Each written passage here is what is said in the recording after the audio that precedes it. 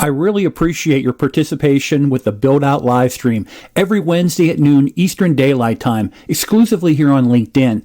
The stream will be starting in just 1 minute. In the meantime, let me take this opportunity to talk to you about the live streaming studio that I use to stream Build Out with Jim Kunkel. StreamYard is a live streaming browser-based studio that allows you to interview guests, share your screen, and much more. With StreamYard, you can multi-stream directly to your website, YouTube, Facebook, Twitter, and for those who qualify, live stream here on LinkedIn. So now's the time to start live streaming. In the event post and on the video description is a referral link for a $10 credit when you become a paid subscriber to StreamYard. Today, my guest is Joe Sullivan from Gorilla76. Joe's also the host of the Manufacturing Executive Podcast. Joe and I will have a discussion on content marketing for B2B manufacturers. Hey, welcome to an all-new Build Out live stream. I'm Jim Kunkel, and with me today is Joe Sullivan from Gorilla76. Welcome, Joe. Thanks, Jim. Happy to be here. I'm glad to have you. Today, Joe and I will be talking about content marketing for business-to-business manufacturers. Hey, Joe, before we would start, do me a favor, talk a little bit about Gorilla76 as an agency, and then also I'd like you to talk about your podcast, The Manufacturing Executive. Sure. So, yeah, I'm a co-founder of Gorilla76. We are an industrial marketing agency, as we call ourselves, meaning that, we work with mid-sized B2B manufacturers. Have sort of found a niche there where we've been in business for 15 years as of this month, actually, and probably about the last 10 years or so, we've really niched into the manufacturing sector. But yeah, we're a 21 person agency. We're based in St. Louis, Missouri, and majority of us are here. We got a few elsewhere. So, but yeah, really what we do is we help mid-sized B2B manufacturers implement modern marketing programs. And we're really focused on meaningful business outcomes. Driving marketing sourced pipeline is really what we're all about doing. So that's Gorilla. And then about a year ago, it was June of 2020, we launched the Manufacturing Executive Podcast. And so I'm about 60 episodes in now or so. Every Tuesday morning, the show comes out, and the show is targeting exactly who, it says it is, manufacturing executives. So CEOs, presidents, VPs of sales, CFOs, the C-suite at mid-sized B2B manufacturers, the same companies we serve. And really what the show is I describe it as a growth strategy podcast for manufacturing leaders. So we hit on a lot of topics. Probably every fourth episode is sales or marketing related, because that's kind of my world. But what we really like to do is go get other manufacturing executives who can be a resource to their peers and tell their success stories and their challenges and how they dealt with those things, and also bring in people who can be a resource to manufacturing leaders, people from the world of IoT and AI and all the technology side of what's going on in robotics and in manufacturing. We'll bring in private equity firm partners and talk about M&As and exit strategies, and so we're kind of really a variety of different types of guests, but the goal is be a resource to manufacturing leaders, really is what it's about. So, yeah, I listened to the podcast. It's very informative. And the nice thing with your podcast is that it doesn't really matter what industry you're in. It's very relevant, and really the topics are really key to success, or in some cases, areas that need to be addressed by companies. Well, thank you, Jim. Appreciate that. No problem. And you and I, we first kind of been introduced to each other. You had worked with SSPC, the Society for Protective Coatings. But just for everyone watching the live stream here live and then on the replay, one of the industries that you have extensive experience in is working in the global coatings industry. Mm-hmm. Yeah. In fact, it's our earliest days of where we kind of started specializing in the industrial sector. This was probably 8 or 9 years ago when we started working with a big coatings applicator that's based in Missouri. They wound up acquiring a small coatings manufacturer, and so we started doing work with them. We worked with a QA, QC software company that sort of came out of the coatings industry that some of you may know, and then some work with SSPC and another more global coatings manufacturer now. So we've been all over that space, and frankly still are kind of in it. Very good, very good. So for our first topic that we're going to cover, we're going to talk about some statistics related to manufacturing content marketing. And I had taken a look at during our research. Pew Research had done a study extensively related to the business to business buyers, and it talked about that the millennials are obviously very in tune with digital aspects of marketing and promotions, but they're representing a much larger percentage of the workforce that's out there, which is interesting because it talked about that, based on that, 80% of business-to-business buyers expect the same buying experience that a business-to-customer, a B2C customer has. So we're seeing that marketing when it comes to B2B or B2C is starting to kind of merge together. Yeah, that's interesting. I think there are a lot of things that that the B2B world can learn about B2C.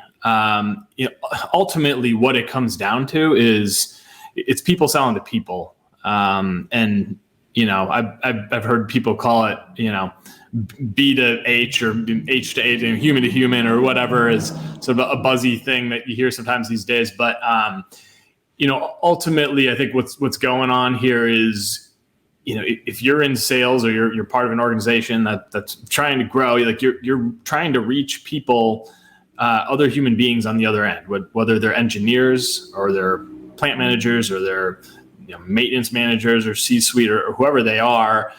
There are people that have a job to do.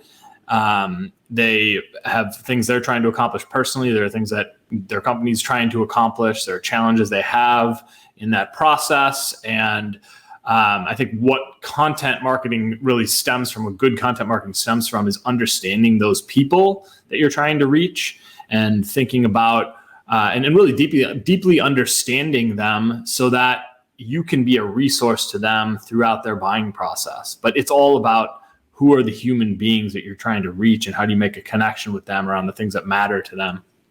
Yeah, I mean, to your point, the study also found that 74% of buyers choose their sales representative that was first to add value and insight. So a lot of it is the information and knowledge that's gained by the sales professional is more important than the sales and the closing technique. In your experience, have you seen that change from being, the hard sale, let's say, that used to exist? Now it's more about information and providing value on content. Yeah, it really is. If you think about it, the power has shifted over the last 15 years, frankly, to the buyer. It's the person on the buying end who can go gather whatever information they need for the most part online. And the younger that buyer is, the more likely they are to go seek out information on their own online before they want to talk to a sales professional. So if you think about it, that from your own standpoint and trying to reach your audience, either you can keep that stuff concealed and worry about whether your competitors are going to see it and whether you're putting too much information out there, or you can say, or you can make it as easy as humanly possible for the people you're trying to reach to find the information they need so that they, A, discover you, B, start to trust you and believe that you're actually an expert, and then C, reach out to you. And then the human conversation starts. So by no means is content meant to be a replacement for sales, but it in a lot of cases needs to be the front end of that sales process so that somebody can discover you, so they can start to qualify you, believe that you're actually an expert, and then lead into a sales conversation. And then the other thing that I found interesting, obviously, we're coming out of dealing with a pandemic, and 60% of the surveyed manufacturers have had their sales and marketing plans impacted by disruptions from COVID-19. In relation to your clients, and again, don't give any names or top secret information, but had you experienced that through Gorilla 76 working with your clients? Yeah, for sure. I mean, the most obvious thing that kind of came about last March or April or so was, okay, I guess all the trade shows are getting shut down. And Mm-hmm. and as we all know, in the industrial sector, trade shows are everything to some companies, and they're a part of most companies' mix one way or another, whether you're displaying there or just walking the halls. And so, one of the first things we had to do is work with our clients to figure out, especially the ones who are really reliant on those trade shows to, generate opportunities to say, okay, how are we going to do this now? Where are we going to shift our spend?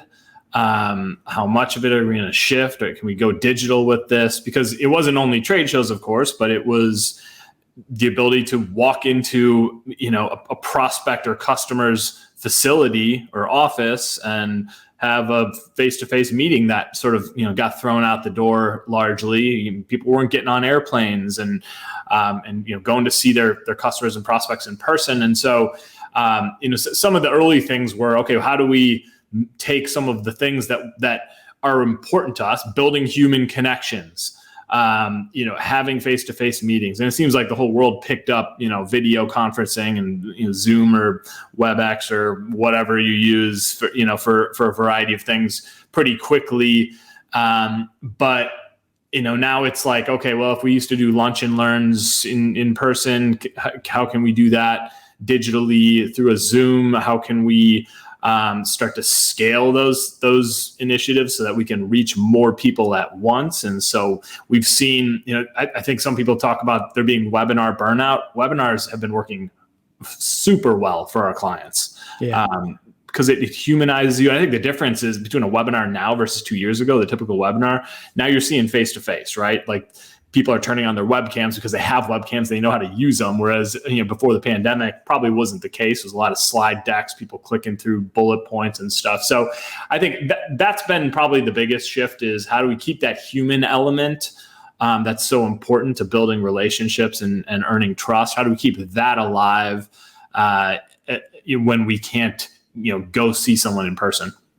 Yeah, definitely. In some of the areas that obviously 2021, you had a pivot, you had a change where companies, especially business to business companies, manufacturers out there, some of the changes they did were they invested a little bit more into content creation. G76, you were all about content. Can you talk a little bit about the types of content that the manufacturers were gravitating around? Sure. I think there are a lot of ways you can do content successfully.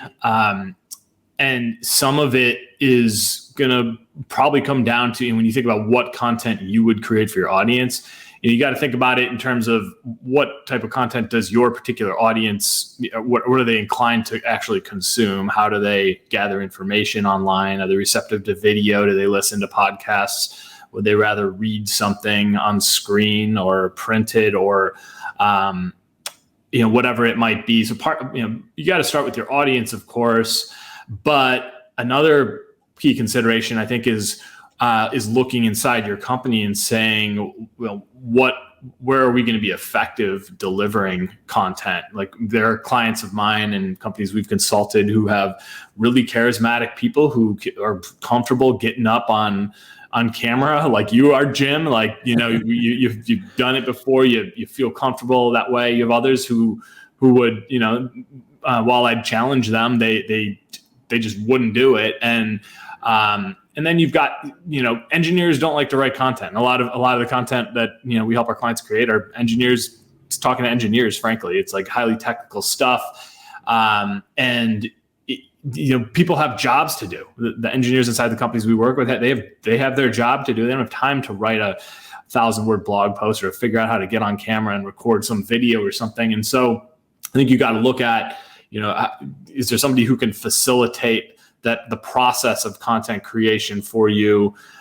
Because trying to just expecting that people are going to be able to do it on their own is kind of a big ask. So, but I guess real quickly back to your original question here: what type of content do you see working with manufacturers or industrial sector B2B companies?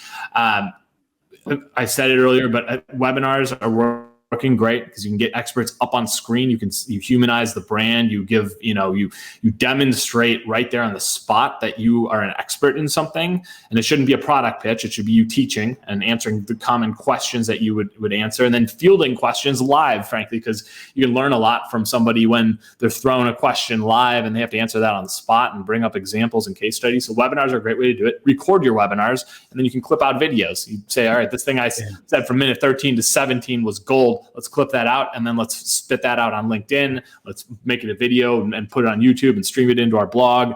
A lot of ways to repurpose content when you start there. There's still a place for written content for sure, like especially when it's highly technical stuff coming from engineers. I think you just need somebody who can facilitate what we refer to as knowledge extraction. How do you get those insights out of someone's brain? Like at Gorilla, we've got 4 journalists in-house who, that's what they do. They talk to engineers all day and they research and they help them get what's in their brains out into, a form that you can make use of. So I think content can come in so many forms. It's just comes down to how does your audience consume it and what do you feel comfortable making so that you can be consistent with it. Yeah, I completely agree. On Monday, I opened up a poll and I asked, which content format do you prefer when researching new equipment, products, services that you'll need to purchase?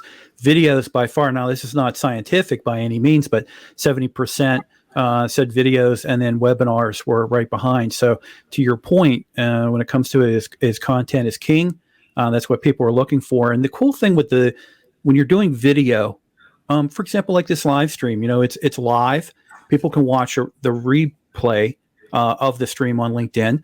And then I also put it on my YouTube channel so that my subscribers can watch our conversation and repurpose it back out on LinkedIn too, because there's going to be a lot of golden nuggets that you and I are going to be covering. And it's a great opportunity to get the messaging that we're talking about now out to others who might not want to watch a whole stream. They might want to pick up certain elements of it. So it's cool to be able to repurpose everything like that. Now, the other thing I noticed with manufacturers, when it came to the manufacturers, a lot of them enhanced their websites. And what I mean by they went from being a little bit more, let's say, static to being a little bit more dynamic.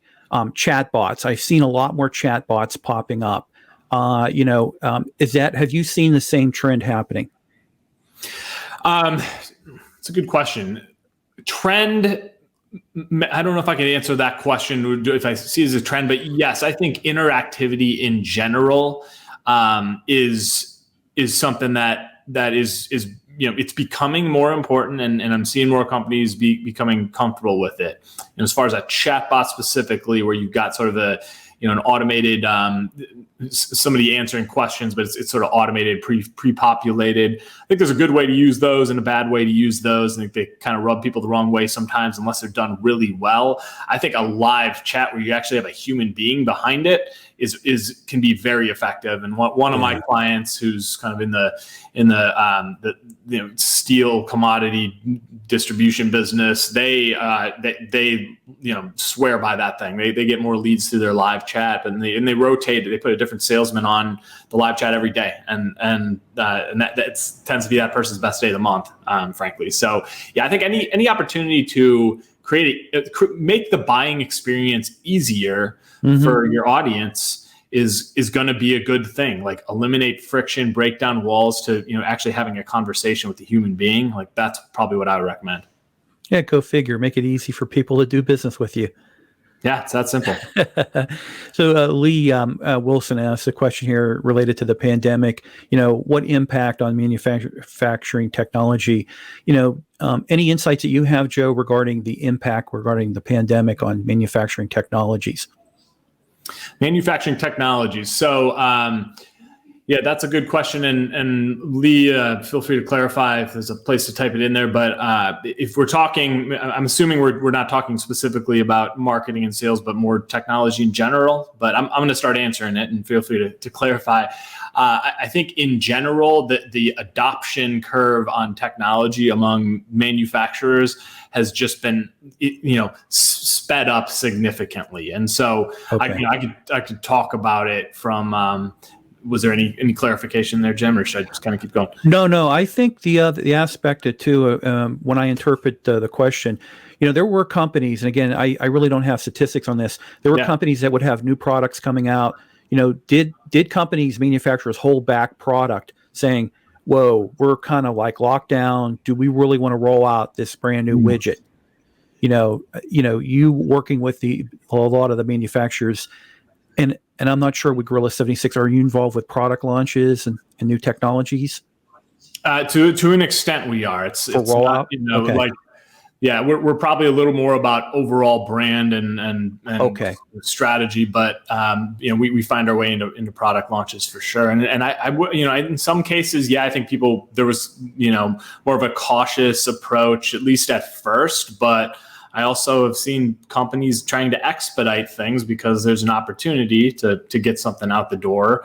Especially if it there was maybe an opportunity generated during the pandemic for one reason or another. But technology adoption in general, to answer that question, has been just faster. And I've seen things like one of my guests recently on my podcast had his company's got a software that is for collaboration among engineers, like reviewing drawings and CAD models and things like that. And technology like that is being picked up more quickly because, they're taking things that were maybe done inefficiently or not on screen and figuring out how to do it digitally. So I think there are a lot of examples of that as well, that new things that have emerged or just technology that's been adopted more quickly than it might otherwise have been.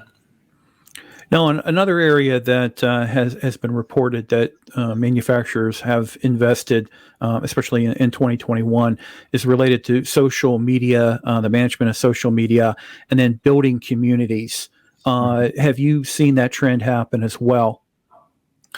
Yeah, for sure. There over the last couple years, and again, I think the pandemic just threw more fuel on the fire, but LinkedIn specifically has just really been exploding. I mean, the platform's been around for, I don't know, probably 12 years or so. I don't know exactly how long, but the platform's just been exploding the last couple of years, and there's so much opportunity there right now. I kind of went all in on LinkedIn probably a year and a half or 2 years ago, and it's just that you see more and more people that weren't there a few years ago and in the industrial sector who are becoming active. And everybody I interview on my podcast, I ask what's the best way to get in touch with you, and they say, check out my LinkedIn profile. But there's, I think there's communities being built there. There's, I see Facebook being a place where like very niche communities are emerging in the business world, and people kind of, sometimes that sounds counterintuitive. They think of Facebook as more of a personal channel, but there are business communities that are thriving there. There's a group on Twitter, believe it or not. This one even surprised me. A guy named Dan Bigger, who runs a group on Twitter that I think it's every Thursday at like 11 Central. They have just a huge community of people that are participating in like a Twitter chat around various manufacturing topics. I think that kind of stuff has sped up. One of the biggest opportunities on social media, frankly, is outside of being a place where you can organically publish content, like, the videos that come out of this recording, Jim. But I think there's also a huge opportunity to put a paid media budget behind it and say, hey, LinkedIn, show this piece of content to people who have this engineering job title from this type of company in this geography with these interests, or maybe even from this list of 300 companies or whatever. And now you can really start to target your ideal customer profile and get the content in front of them that you want to, in a way that you just can't do in other ways. So that's a really powerful sort of, untapped in a lot of ways, channel, I think, in the industrial sector. Yeah, and it goes back to, earlier I mentioned about, in the survey from Pew Research, 80% of the B2B buyers, they want that same experience as a B2C, business to customer experience that they have. So really the focus seems to be on the customer experience. Now, the other thing I wanted to touch a little bit with you on is regarding events. we were so used to the physical conferences; those went on hold. We had, I would say, probably we were looking at almost a year and a half in most cases. In some areas where conferences, physical conferences have been canceled, but they were done online, virtual. How do you see, again, coming out of the pandemic, how do you see events moving forward? Will we go back to the way it was, or it's going to be a hybrid, or what do you think? I think hybrid's the right word. I think you're going to see, I don't think the trade shows are going to go away. I think that the attendance will be down, at least in the short term. I think we'll still to be seen I think the events will probably evolve to become, maybe different, a little more interesting, more engaging in some ways. I think the ones that were probably not doing so well may die out.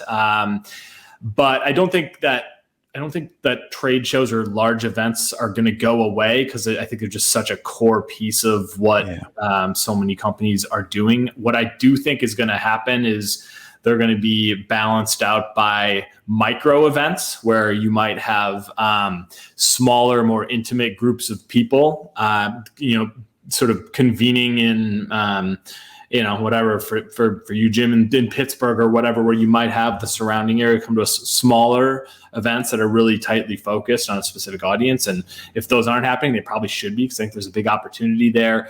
I think you will see digital events continue to become more and more prominent and effective. People are going to learn so many people just jumped in and started doing it last year, which I can't blame them, and that's what you should do. But you need to sort of look at, how are people responding to those? Are we getting good engagement? Are we getting the right attendees? Are these turning into opportunities? People are going to figure out how to repurpose the content like we were talking about earlier and use that to their advantage. And then another thing I think is great, we're going back to the idea of like little micro events that you could put on with maybe you target an audience and think about who would be a good partner that we could partner up with and put on a joint event, and bring a videographer. You could probably hire a videographer in your city for $3,000 to come shoot the whole thing and cut it all up into really great looking videos. So if you're teaching in those events or hosting panels, that can become your entire content strategy for the next 6 months if you pull stuff out of that and then start publishing that everywhere. So yeah, definitely. And Heidi Brooks asked a really good question. How do some nonprofit organizations lightly incorporate hybrid without the huge upfront software costs? I'd like to talk real quick. I'm using right now the StreamYard platform for live streaming. I can also record locally as well and put that out as a video. They are part of a larger network called Hopin, and Hopin does events where you can do it. It's all web-based, so you don't have to worry a lot of having the software. Joe, do you have any experience when it comes to some of these platforms that could offer you an event that really doesn't have a lot of upfront software cost or expenses? Yeah, I mean, frankly, I think, and I don't know when we talk about, heavy costs, I don't know what the threshold would be there, but I mean, when we run webinars, we just run them on Zoom, and you can pay probably $100 a month, frankly, and get, a few, so that you can, have a couple hundred attendees. I mean, that you do that, you've got a webcam that costs $120. You got a mic that costs $120. And maybe a little light if you light, I just have natural light coming in here, but a ring light. I think that, you probably can't get more cost effective than that. When you compare that to, doing a live event and everything that goes into that, I think for nonprofits or companies who are just sort of experimenting with events or trying to figure out how to do it, I think, you can buy, you could get in and I'm pretty sure you could buy a 1-month subscription to Zoom for less than $100 in their webinar version and be able to just start now. And then the best thing you can do there is, like we've talked about a few times here, hit record and go back and watch that thing and chop that thing up into all kinds of other content that you can then push out. And that way your event becomes evergreen. It's not just a, it's not just a one and done sort of thing. Yeah, Heidi, I think that's a good follow-up there. It's interesting to see in an association that They probably should. Yeah, you should. You should. If you're going to do a hybrid, you definitely need to look at what platforms are out there. And to Joe's point, it could be something as a Zoom, or it could be a Hopin, or some other platform out there. Joe, Barry Turner asked a really good question here. What do you think about the various event platforms that are around now? He says, I have the feeling that virtual platforms are becoming more and more able to provide good networking facilities. I've experienced that over the last year, where I've had a lot of great connections come out of these virtual events. Yeah, for sure. As far as what platforms to use, I can't say I'm an expert in that, because we've been using Zoom at Gorilla for our for everything, including our phone system, for 3+ years or something. So it was just sort of conveniently there already. But regardless of I think the platform's even less important than just having something you can use. And yeah, I think in terms of it being a networking tool, absolutely. Like, we wrote a blog post that was I did a podcast episode with our strategy director. His name is Matthew Shanella, and he's a huge webinar guy, and he's got his own podcast as well. But I interviewed him on the podcast about like how to do an effective webinar as a manufacturer, and then we created a blog post out of that with like 18 things you could do differently than to make your events actually interesting. And it was a really great resource. I credit Matt with most of the thinking there, but there's just so many things you can do. You pop in early and you start greeting your guests. Hey, I'm seeing this person, this person here. Like, tell me a little bit about yourself while we're waiting for the event to start. Just as you would if you were, waiting outside at a continental breakfast before like some, keynote speaker comes on or something like that. It's the same thing. Just try to replicate that, throughout your live events. Just ask people to send questions as you're doing right now, Jim. Like, don't save them till the end. Field questions, and then as people are asking them, either answer them on the spot or say, hey, Bill, I saw that question come in. I'm going to get to it in just a few minutes. So hang on here, and you'll keep people engaged that way. And then the Q&A is really where is the gold, right? Where, when the event's over and now you can sit there and apply the things you talked about to specific questions that people are asking. There is no better way to start a sales conversation with somebody, frankly, and it shouldn't be positioned that way, but it's just, when you answer their questions, you start to build trust.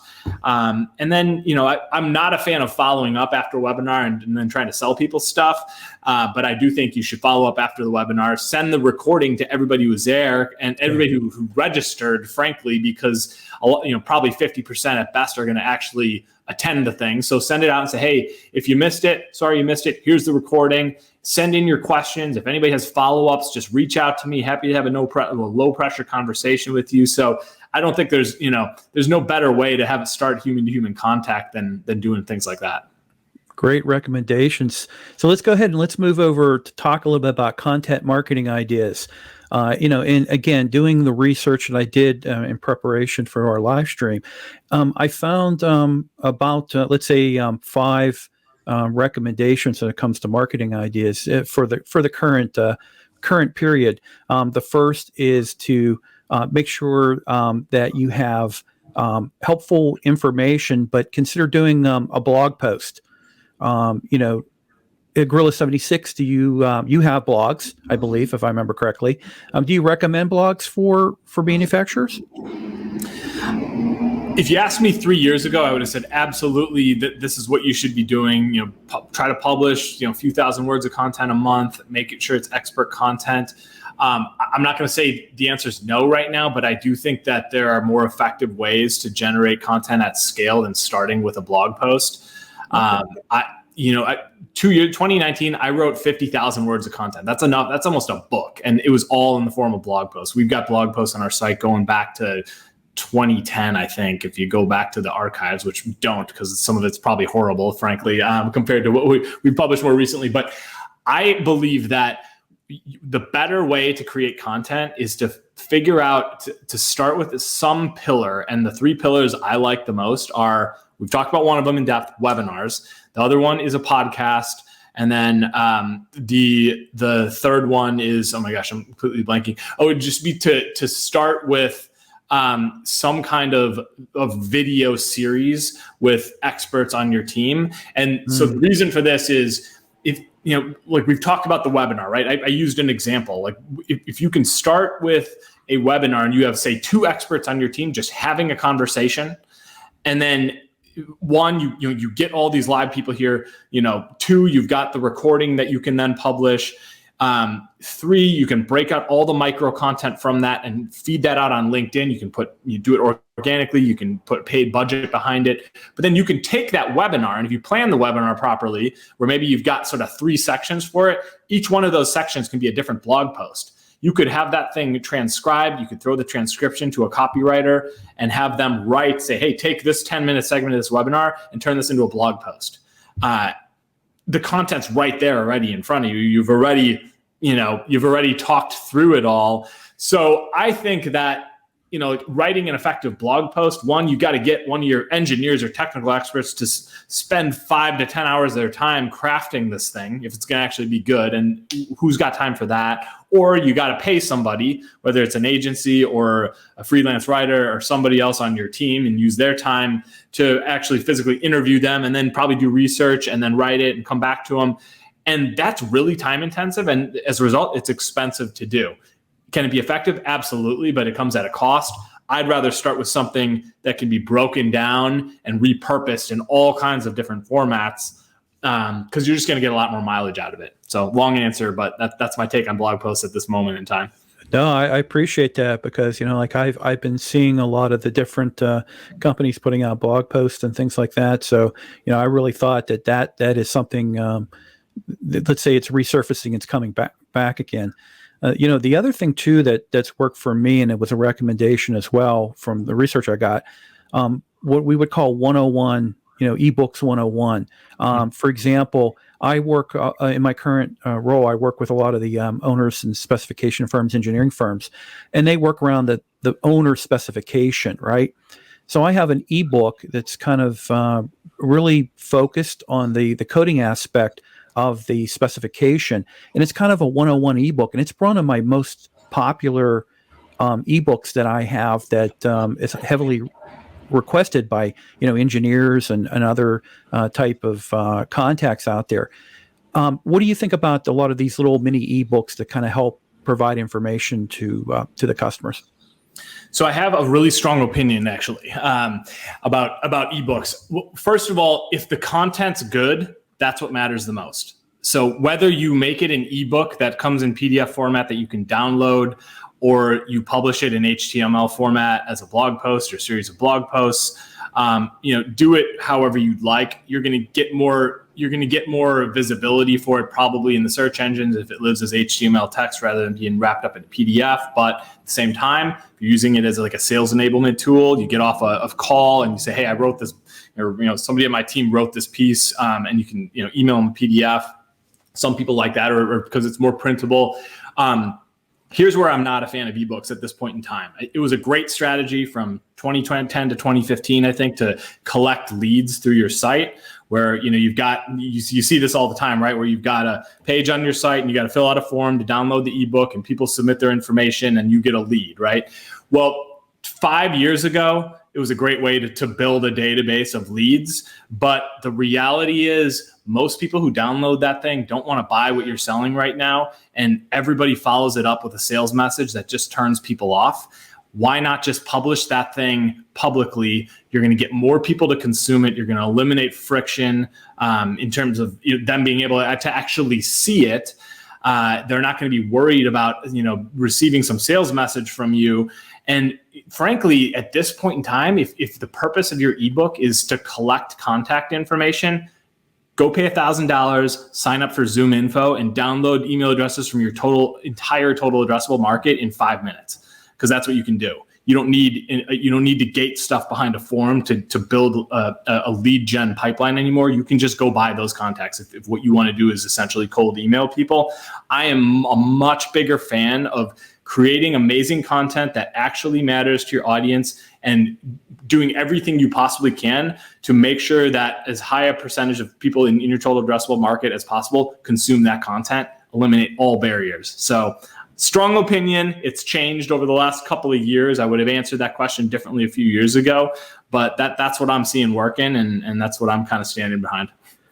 That's why you have to stay ahead of the trends. You have to see Exactly. where things are going, and every generation's a different way of doing business and buying and everything like that. It's just interesting for myself. I'm 55, just to see the changes that have happened from when I first back in the 80s got into the into different industries, and just to see where things are today versus where they were back in the mid 80s. I bet. And honestly, Jim, more has changed in the last 5 years than has changed probably in the previous 25. So it's just that the change is happening even faster. But you're absolutely right. There you go. Heidi is giving you praise, Joe. Thanks, Heidi. I appreciate that. You're the best and communicates it so well. I agree with that as well, Heidi. Thank you. So before we would go into our final topic, what I wanted to do is I put together just a short video regarding some additional information related to B2B content marketing. If you could hold on 1 second, Joe. I hope that you're getting value out of today's stream with Joe and our conversation on content marketing for B2B manufacturers. SEMgeeks.com at the end of 2020 posted a blog titled B2B Manufacturing Marketing Trends Driving Growth in 2021. And in the post, SEM Geeks drew parallels to B2B buying habits post-Great Depression in 1929 and post-COVID-19. B2B manufacturing digital advertising spend in 2019 jumped to a record $6 billion plus. In the current market of 2021, it's critical for manufacturers to have efficient B2B strategies and critically stay on top of the latest post-pandemic marketing trends. Now, 3 areas recommended in the blog to focus on include account-based marketing, or focusing on key customers and provide them specialized marketing content. Secondly, content marketing, which can help find new business leads, improvements in your search engine ranking and discovery. And finally, video marketing, where according to the SEM Geeks, 83% of video marketers are reporting impressive lead generation as a result of video content. The SEM Geeks blog is comprehensive and informative, and I'll post a link to the blog's post on the stream's comments, as well in the video description when this stream's recording goes up on my YouTube channel. Okay, now back to Joe to finish today's stream with a discussion on building your content marketing strategy. So I put the video together, and someone said they're called SEMgeeks.com, and I don't know if they're a competitor of yours. They probably don't operate in the same hemisphere you do. So, yeah, honestly, I'm not sure. There's so many agencies and marketing service providers out there that it's hard to even keep track of them all. But definitely. The so for our final topic that we want to cover is building your content marketing strategy. Mm-hmm. And basically, I think the thing that I view this is that you want to make sure that your strategy, your content strategy, is aligned with the trending topics like we were talking about, but it also anticipates a customer's and a prospect's questions. So you want to kind of try to figure out exactly what your customers and your prospects are going to be asking, what questions, and then drive action to and from your website. And then ultimately, I think it also goes to driving it to your representatives that you have out there that are the sales force. What do you recommend when it comes to a content marketing strategy for a manufacturer? Sure. 3 steps. The first step is focus. The second one is create. And the third one is distribute. So to summarize briefly, focus is the first thing. You've got to understand your customer deeply. And trying to, for most companies that I talk to, they serve 10 different industry verticals, and they've got big products and small products. And you got to dial in and say, okay, we can either write some, we can create general content that's frankly not going to resonate at a deep level with anybody, or we can focus in and say who are our most profitable customers, what are the types of companies we're trying to reach, that where we can have the most impact or the most growth potential. Focus in on them. What do those organizations look like? Who are the influencers in the buying process? Who are the engineers? It's often engineers of some kind or a technical professional who are experiencing problems that we can solve. And what are those things? What do they care about? What are the pains they're experiencing in their jobs? What are the common questions you hear from them on sales calls? What are the triggers that lead them into the buying process? It's all these things. And I think the best way to gather those things is customer interviews. Marketing people need to be talking to customers. And they need to be, asking questions about what that buying process looks like and what matters to them and what were issues they had in their buying process when they bought from you, or ones that didn't buy from you. Why not? What was where was the friction? What were the things that weren't working? I think another place to gather those ideas is directly from your salespeople or your dealers or distributors, if that applies to you. The people who are interfacing regularly with customers in the sales process, they hear things every day and they recognize patterns. They know what matter to those people. Those are the things you need to create content around. So focus is the first thing. Who are you trying to reach? What do they care about? Now you move into the create. Step 2 is create. Now we need to make content assets. It could be writing blog posts like we talked about. It could be launching a webinar series where we say over the next 4 months, we're going to do on the second Tuesday at 11 a.m., we're going to do a webinar. And these are going to be the different topics. And for this one, we're partnering with this industry partner. And this one, we're having 2 of our experts do a guest panel or do a panel discussion between themselves. And on this one, we're going to have this person lead it. And these are the topics. And then we're going to record those and like all the things we've talked about. But figure out what content platform makes sense for you that you can execute well.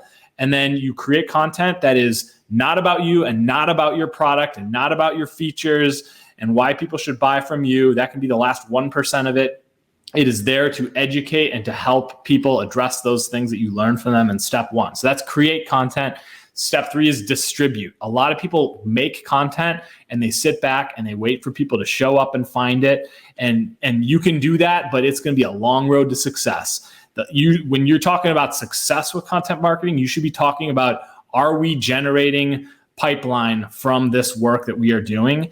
And you're not going to do that by just writing a blog post and hoping people find it. You have to proactively go out there and say, where does our ideal customer profile gather information online, and how are we going to deliver it to them in a way that they're going to receive that frequently? We're going to build brand awareness. We're going to build trust. And there are a lot of ways to do that. And I'm not going to get into all the details of that, but it's going to be some combination of organic social media. Paid social media is going to definitely be a piece of that. Google's going to be a piece of that. Email is probably going to be a piece of that. But distribute the content. Don't wait for people to find it. You got to go get it in front of people so that they're seeing it consistently. And so when they enter the buying process, whether that's right now or next week or next year, you're the first one they think of because they already trust you and they're familiar with you. And in a lot of cases, they may not even call on anybody else. Excellent, excellent. I can see why G76 is so successful. You're so passionate about these topics we've been talking about during the stream. I appreciate that. I really do. Thanks, Jim. Hey, so for next Wednesday, my guest will be Eleni Anastos, and we're going to be talking about her book, Finding Purpose in the Pain, My Reinvented Life. So make sure you join me and Eleni next Wednesday at noon Eastern Daylight Time for an all-new Build Out live stream here on LinkedIn. Joe, is there anything that we did not talk about here on the stream that you would want to leave as a last thought or a last point? The only thing I'd say is when you're thinking about launching a content strategy for yourself, go to your experts. You got to start with your experts. You can't outsource this to a marketing agency and say, hey, go make content for us. They can help facilitate that content creation process, but this stuff has to come from the brains of your experts who understand your customer deeply. And so that the challenge is, how do we extract that knowledge and turn it into something that can reach our audience? But I think that's the mistake companies make, is they think, oh, we can just hire some marketing person, they can go make content for us. So it's not going to work. Somebody can like us or whoever can facilitate that process for you, but you got to be a part of this if you expect it to resonate with your audience. Excellent, excellent. Make sure you want to reach Joe, email him at joe@gorilla76.com. Encourage everyone to check out gorilla76.com to get additional information on the firm. And also, too, look up Joe Sullivan on LinkedIn and make sure that you're listening to the Manufacturing Executive Podcast. Any preview of topics that are coming out? Yeah, good question. I've got one that's going to go live either next Tuesday or the following. I'm forgetting. It's been one of my favorite interviews, and I think one of the most important. I interviewed two guys who are talking about how do we get, because the labor shortage in manufacturing has just been the issue over the last year and a half. That and supply chain, I suppose. But with the labor shortage, these guys these two guys, Andrew Crow and Justin Sherman, they came in and they're talking about how do we promote diversity in the manufacturing sector? How do we get young people involved? How do we get into the African American community? How do we get women into industrial sector jobs? And it's just such there are just so many great insights and such an important topic right now. So I'm pretty excited for that one to go live. Definitely, Rhonda. I love this post on the treadmill listening, going to play back and take some notes. I definitely watch it on the replay. And also to everyone who's watching the live stream, watching the replay, make sure you like it, you share it, because there's a lot of great content and a lot of great information that Joe provided here. And again, like I say, check out his podcast.